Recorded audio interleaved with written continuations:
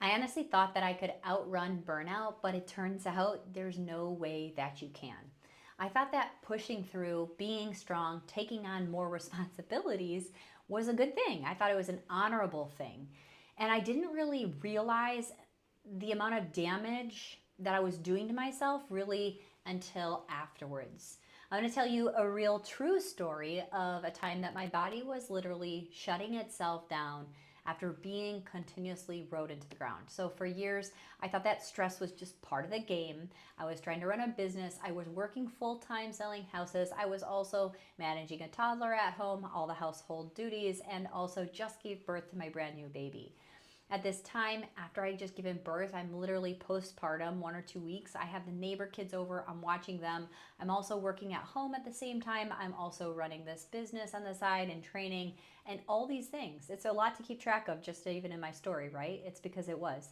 At the same time, I'm trying to get my body back. I want to get into my like regular looking body, feeling like myself, and I end up losing my voice. I end up with some type of I don't know, stomach bug or something. I literally pooped 72 times in one day. On that same day that I pooped 72 times with no voice, postpartum, 2 weeks, working these jobs after I just gave birth to a newborn baby, I am cooking quinoa on the stove here and salmon on the back patio in my brand new house we just moved into.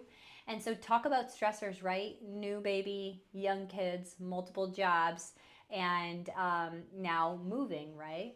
The grill catches on fire, and there is a house fire that I actually have to call 911 because I went to throw the tank off of my deck, but I also am caring for a newborn, and so I set the newborn inside so I can try to reach in and turn off the gas. It's not an opportunity because it burned through the gas line, and so it just needs to go. 911 wasn't responding. It was a new community. They didn't know how to get there, blah, blah, blah, blah, blah. But holy crap, was this not my body and the universe telling me that you're burnt out? Like literally, the house, the deck is burning down. This is the time that I needed to listen. But guess what? I didn't. I took it as this random thing and I kept going along this merry way. So here's what no one tells you about burnout. It doesn't just go away when you finally take a break. It actually just slowly builds until one day your body decides that you don't get a choice anymore, right? We're borrowing and staying in this high cortisol high. It's actually cortisol high until we crash. So I had to learn the hard way. It wasn't just about working too much. It was the way I was treating my body, pushing forward instead of supporting it, running on stress and hormones, thinking that I could outwork exhaustion, and it does not freaking work. The shift that changed everything is when I realized that I had to stop treating stress like something that I could manage and start treating it that it's something that I had to heal from. And that's when everything changed for me. The four hard truths that I wish I knew about burnout sooner is that your body is always collecting the bill. The first time I got really sick, I told myself that it was like a fluke. The second time, I couldn't ignore it anymore. I'm like, why am I getting sick? I'm like, quote unquote, healthy. I do all the things. Well, burnout isn't just a mindset issue, and it's not just about stress. It's a full body breakdown. If you keep running on fumes, your body will force you to stop. And the longer you ignore the warning signs, the bigger the crash. I had been pushing through childbirth, through fatigue, through headaches, brain fog, exhaustion, and then suddenly, boom, all the other things started to happen. My digestion started to slow down. I was already weak. I felt like I was just like kind of like falling down. Like London Bridge is falling down. I literally couldn't feel like I had enough energy just to get out of bed. So this obviously is not a sustainable or a desirable place to stay and live and try to operate. The second thing is resting isn't the same as recovering. I thought that a weekend fix would do it. Like for other high achiever women like me, they think that they can rest their way out of a burnout. Like, I just need a day off. Well, guess what? True recovery isn't just taking a bubble bath or going on a vacation. It's actually rewiring how your body handles stress. Where are your thoughts and what is your physical reaction? What are the behaviors you take? I took a break, slept more, tried to relax, and I still felt like crap. Why? Because my body wasn't getting the actual nutrients, movement, and support from the nervous system it needed to rebuild itself. The third thing is you really can't outwork a burned out body. So I kept trying to push through these moments, thinking that I just needed to be more disciplined, whatever, name it. Like if I was more healthy, meaning I'm gonna still go downstairs and do my lift in the middle of all this chaos, I need to still work out. But that was so far from the truth.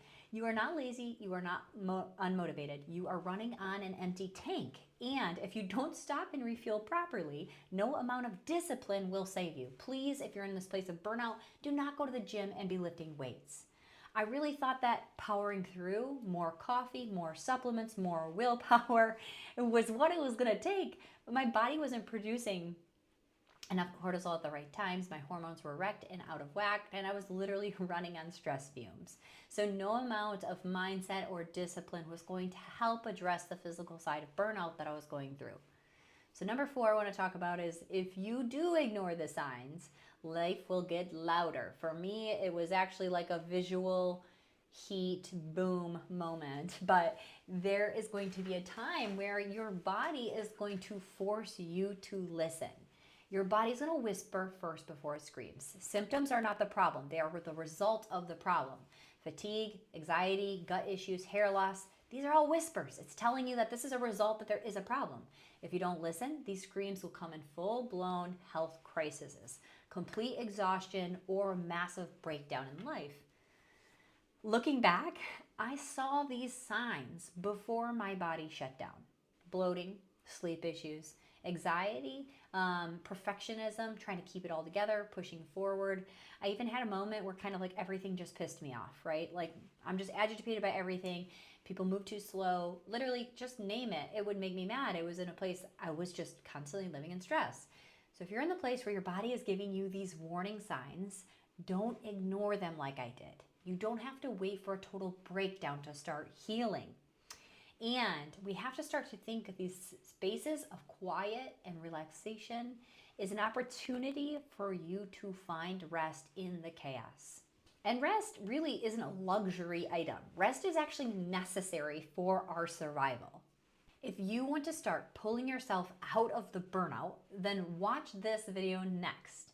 And you're gonna see the reset for high achieving women. It's the first thing I did to start to get my energy back. So you're definitely gonna wanna check out that video. And thank you so much for being here. Subscribe to this video if you liked it, give me a thumbs up or drop a comment. I'd love to hear from you.